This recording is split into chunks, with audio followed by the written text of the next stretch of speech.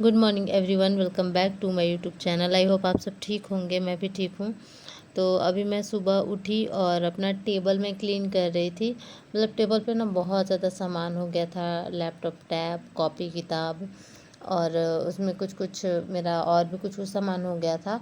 तो उसको मैं क्लीन कर रही थी ना। लैपटॉप थोड़ा बड़ा साइज़ में है तो टेबल मेरा छोटा पड़ जाता है, मतलब ज़्यादा स्पेस नहीं है टेबल पे। तो अभी जो है उस पे काम चलाना है।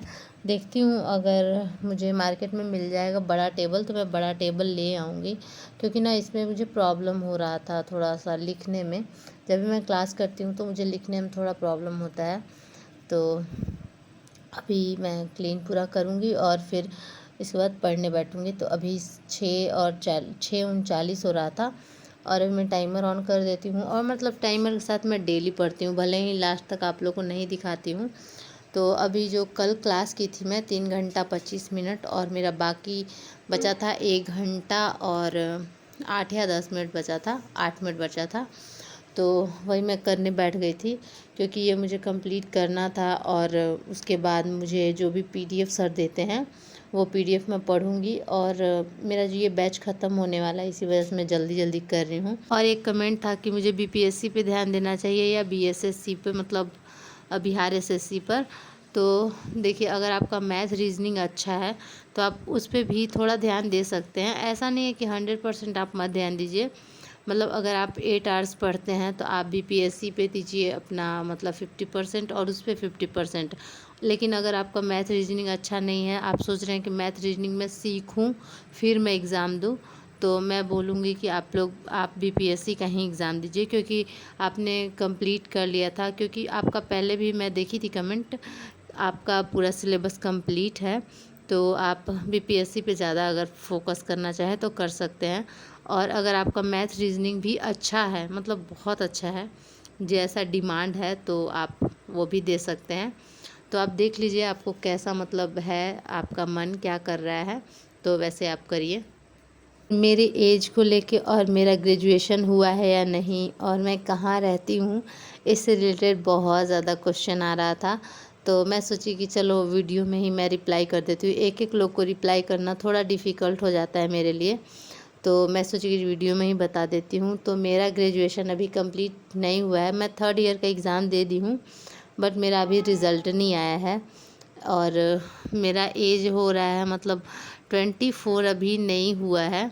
ऐसे सर्टिफिकेट पे ऐसे 24 हो गया है, मतलब 5 महीने कम है अभी 24 होने में।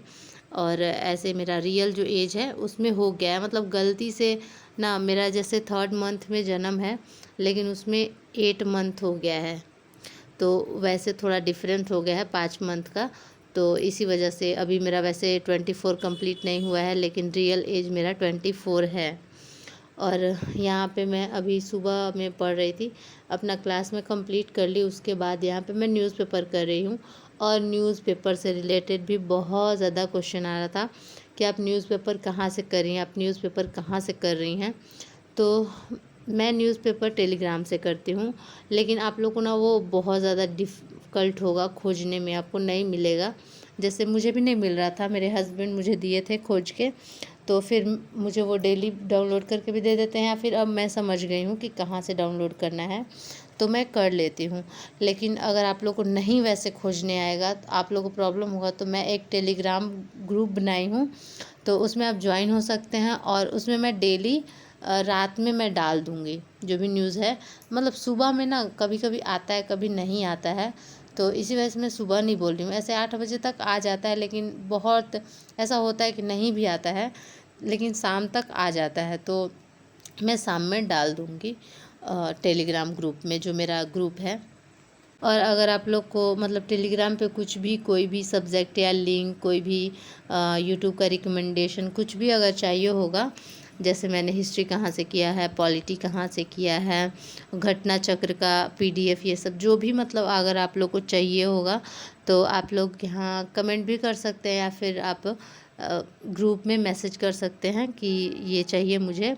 तो अगर वो मेरे पास होगा तो ऑफ़ कोर्स मैं शेयर कर दूँगी आप लोगों के साथ।